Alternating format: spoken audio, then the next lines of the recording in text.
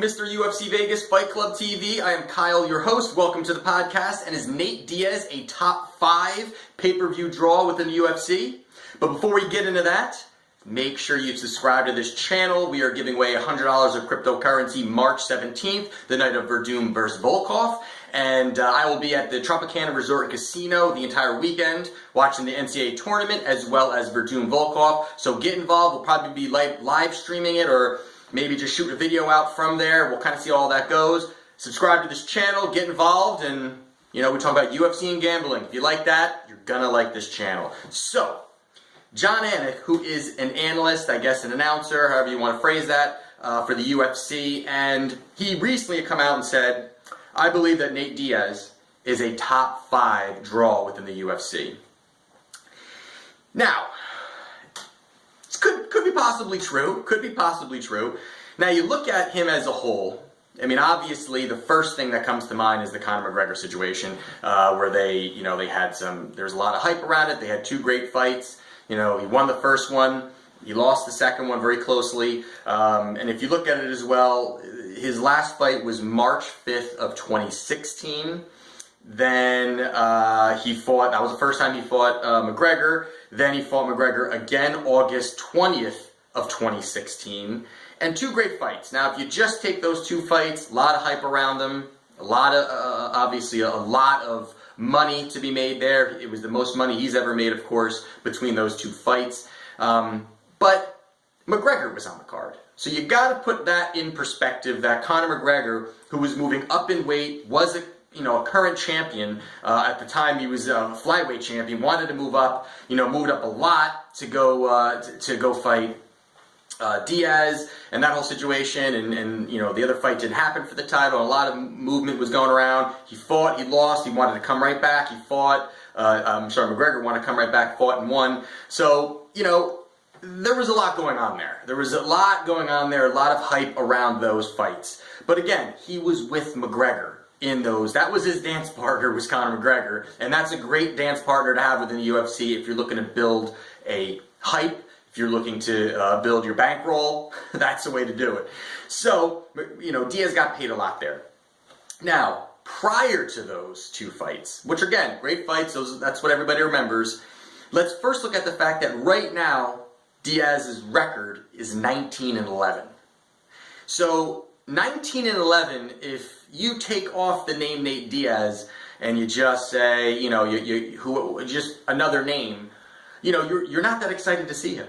You're really not that excited to see him. So obviously the brand of the Diaz brothers and Nate and Nick and the whole situation with them and how they are able to hype fights and the characters that they are. I mean, they're definitely great fighters. I'm not taking anything away from them on that side of it. But if you just look at the fact he's a 19-11, that already makes you say, okay, maybe he's not as big as we all thought he was.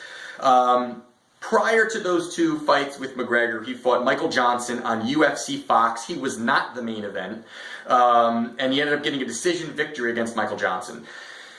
Okay, that was in 2015. Then prior to that, in 2014, he fought Dos Anjos,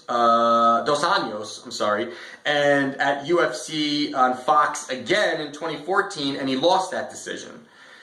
Still not the main event on the card.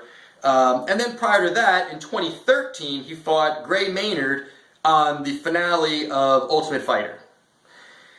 And then prior to that, he lost 2 fights. One was Josh Thompson. So if you look at it, I mean, it's not that exciting. It's not like he's been really dominating and beating all these people and deserves this and deserves that. I don't really see much there. And even when you talk about him in the lightweight division, I mean, they do have him ranked, what was he ranked? I mean, he's ranked 8th.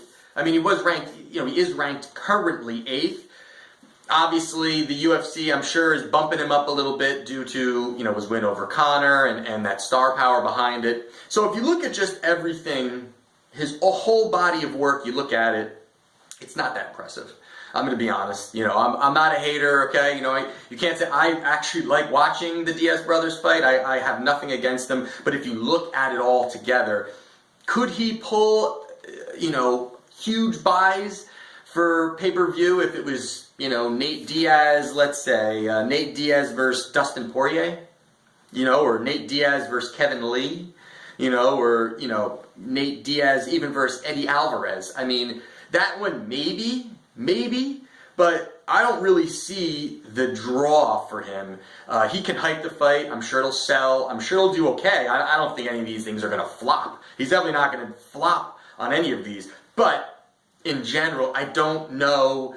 I have not sat there and stacked, a bunch of people together and wrote them all down and said, oh, I think this guy's number 1, this guy's number 2, this guy's number 3, number 4, and 5. I didn't do that part of it. But just looking at everything, obviously, sometimes records aren't everything. Sometimes the past isn't everything as well.